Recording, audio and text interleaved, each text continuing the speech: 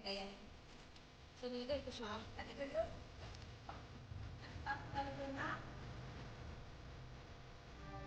Apat na pinasok pa, ang wala ang balance. Kailangan natin siya tagyan dahil nagsisimula na po siyang magkakagulan. Ayan po. So, dapat meron na siyang dapat magkakaroon na siyang balat.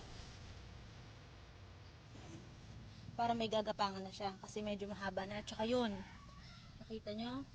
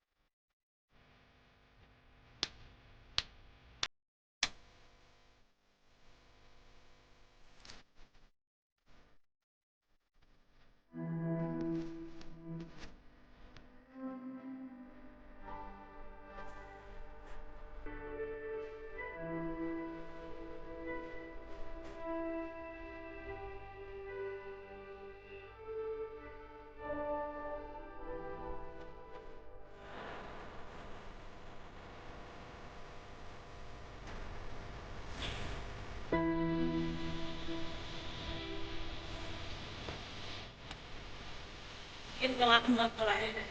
Mapapansin hindi siya mataba kasi dapat lalagyan ko siya na matabang lupa.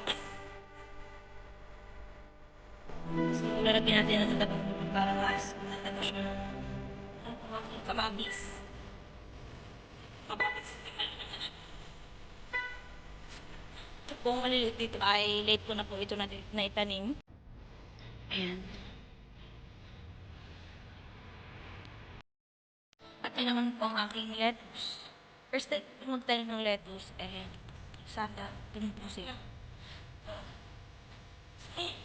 Wala pa po fertilizer dito.